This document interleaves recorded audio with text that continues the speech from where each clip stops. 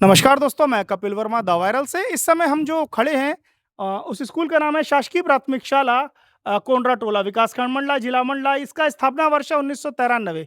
शाला का dice code है 234201, कुछ मिटा हुआ है 07904। स्कूल की जो अंदर की स्थिति है वो हम आपको दिखाएंगे। नीचे हमारे नीचे जो स्क्रॉल चलेगी उसमें हम दिखाएंगे कि स्कूल की क्या स्थिति है। खास बात यह है कि यह पूरा एरिया बैगा टोला क्षेत्र में आता है। सारे बच्चे और सारे परिवार राष्ट्रीय मानव वाली श्रेणी में हमारे यहाँ के। उसके बाद स्कूल की यह स्थिति है कि हर वर्ष स्कूल बारिश के समय में अन्यत्र कहीं लगाना पड़ता है। यहाँ की शिक्षिकाओं से हमारी बात हुई, वो भी हम आपको दिखाएंगे। उन्होंने साफ तौर पर बताया कि हर बार हमने सूचित किया, हर बार हमने जानकारी दी अपने उच्चाधिकारियों को, पर उनके द्वारा किसी भी तरीके का कोई भी सुधार होता हुआ मुझे तो नजर नहीं आता। 1 से 5 तक की क्लास यहाँ पर संचालित होती है। मेरा नाम दीपाली वरकड़े है। मैं प्राथमिक शाला कोंडरा टोला में पदस्थ हूँ। ये जंतीपुर का क्षेत्र पड़ता है। ये मंडला से करीब 15 किलोमीटर दूर होगा। हमारे स्कूल का अभी बहुत बेकार स्थिति में है। ये पानी के कारण पूरा छत टपकता है और छत की जो सीलिंग है वो कभी भी गिरने की स्थिति में है। ये अभी बच्चों के लिए हमने वैकल्पिक व्यवस्था ये है कि हम सरपंच के घर में बैठाल रहे हैं। हाँ, पत्र व्यवहार तो 3-4 बार दे चुके हैं हमने, हर साल ही देते हैं, लेकिन अभी तक कोई हमको संतोषजनक स्टाफ है। मैं हूँ और एक नरेश वरकड़े सर हैं, तो वो आज छुट्टी में रहा था। हमारी जब सरपंच महोदय से बात हुई तो उन्होंने बताया कि यह स्थिति लगातार वर्षों से बनी हुई है, अन्यथा हमें हर बारिश में स्कूल को शिफ्ट करना पड़ता है। हमने जब जानकारी ली कि बगल में जो आपका रंगमंच बना हुआ है या अतिरिक्त कक्ष है जो बना हुआ है उसमें क्लासें संचालित क्यों नहीं होती है, तो उनका कहना था कि इसकी स्थिति और भी ज़्यादा जर्जर है। तो हम हमारे बच्चों की स्थिति को जो है, उनकी जो जान है उसको मुसीबत में नहीं डाल सकते। हम सरपंच महोदय से आपको मिलवाते हैं और जानते हैं कि क्या स्थिति है। प्लीज़ महोदय, आपका पूरा परिचय। मैं ग्राम पंचायत जंतीपुर सरपंच संतलाल मरावी। क्या स्थिति है स्कूल की और कब से है? ये बहुत सालों से है सर, कम से कम लगभग 8-10 साल से जर्जर है। और हम बरसात के समय हमेशा दूसरों के घर में या फिर अभी कोई भवन में बैठालते हैं। अन्य कहीं बिठालते हैं तो उनका किराया वगैरह कैसे देते हैं? नहीं, अभी तक तो ऐसा नहीं हुआ है, किराया के नौबत नहीं आया आपके है। सहयोग से कर जी, लेते हैं। सहयोग से कर लेते हैं हम लोग। उच्चाधिकारियों से आपकी बात हुई? जी, बात होता है सर। कई बार उनसे भी बोला, मैं आवेदन भी दिया हम पंचायत से, लेकिन वो लोग कुछ कार्रवाई नहीं करते इसमें। क्या बोलते हैं? नहीं, ये सरकारी स्कूल बनने का नहीं है।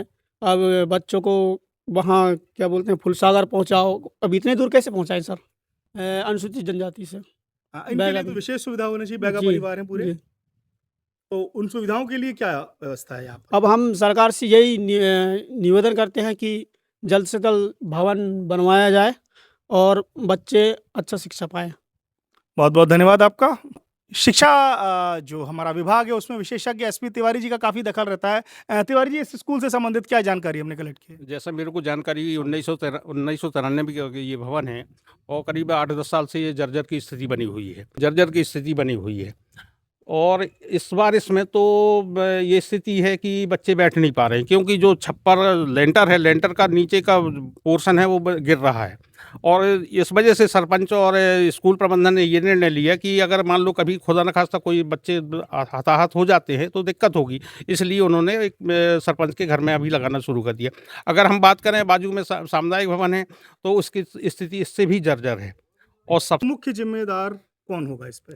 इसमें तो 1 से 8 तक डीपीसी, डीपीसी, जिला शिक्षा केंद्र। इनको ध्यान देना चाहिए। पर हाँ, हमारे यहाँ तो निर्माण लगातार डीपीसी बदलते जा रहे हैं।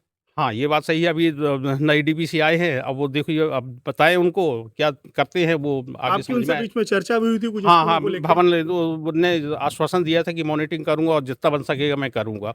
अब उनको ये चीज़ बताई जाएगी। सरपंच का सीधा कहना है कि अगर ये स्थिति रही तो मैं जनसुनवाई में जाऊँगा। और सबसे बड़ी बात ये निकल के आ रही है कि जैसा कि यहाँ पूरा ये टोला जो है पूरा बैगा बस्ती कहलाती है, उनके बच्चे यहाँ पर अध्यापन कर रहे हैं। राष्ट्रीय मानव का दर्जा प्राप्त है इन्हें? हाँ, राष्ट्रीय मानव का दर्जा प्राप्त है। और जैसा सरपंच ने बोला कि मतलब हमारी प्रशासन ने अपील है कि बहुत जल्दी भवन दिया जाए। अब देखिए क्या होता है आगे। बहुत बहुत धन्यवाद आपका। एक कोंडरा टोला स्कूल है।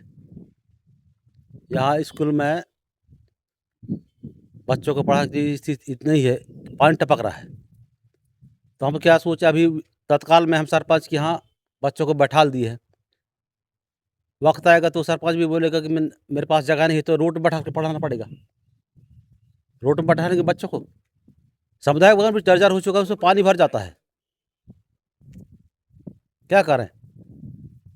रोड सरजू प्रसाद वरकड़े, भूतपूर्व पंच। कई बार कलेक्टर साहब के यहाँ सूचना दी है, फिर भी कोई सुनने को तैयार नहीं है। तो देखा आपने, ये है हमारे राष्ट्रीय मानव जो हैं उनके बच्चों की दुर्दशा। वही आती है कि सिर्फ दिखावे के लिए भूमि पूजन या शिलान्यास या जो मकान बनते हैं वो दे दिया जाता है इन राष्ट्रीय मानवों को, बस इनके जो मूल अधिकार हैं, शिक्षा का अधिकार जो इनके लिए सबसे ज़्यादा जरूरी है, उस पर कोई कार्रवाई नहीं की जाती। यथा स्थिति आपने देखी। हम स्क्रॉल में आपको स्कूल से अन्यत्र जहाँ बच्चे पढ़ रहे हैं सरपंच महोदय के घर में, वह जगह भी दिखाएंगे। पर आप सोच के देखिए कि क्या हमारे मंडला जिले के स्कूल ऐसी स्थिति में सरवाइव कर रहे हैं जहां पर बैठना भी दूभर है, हर बारिश में बच्चों को शिफ्ट कर दिया जाता है। आखिर विभाग काम क्या करता है? सिर्फ ट्रांसफर लिस्ट जारी करता है। आए दिन हमारे डीपीसी बदल जाते हैं, कहीं एसी बदल जाते हैं, पर व्यवस्था वैसी की वैसी भी ही रहती है। कोई भी नया अधिकारी आता है वह कुछ करने से अच्छा है यह कहने पे भरोसा रखता है कि जो हो गया उसको भूल जाइए, जो बीत गया उसको भूल जाइए, हम नए सिरे से करेंगे। तो नए सिरे से कब करेंगे? बात अब भी वही है। वही घूम फिर के मैं पहुंच जाता हूं कि कहाँ है हमारे लाडले माननीय चहीते, जो वोट लेते समय तो दिख जाते हैं, उसके बाद इस तरह से गायब होते हैं कि जैसे घोड़े के सर से सींग।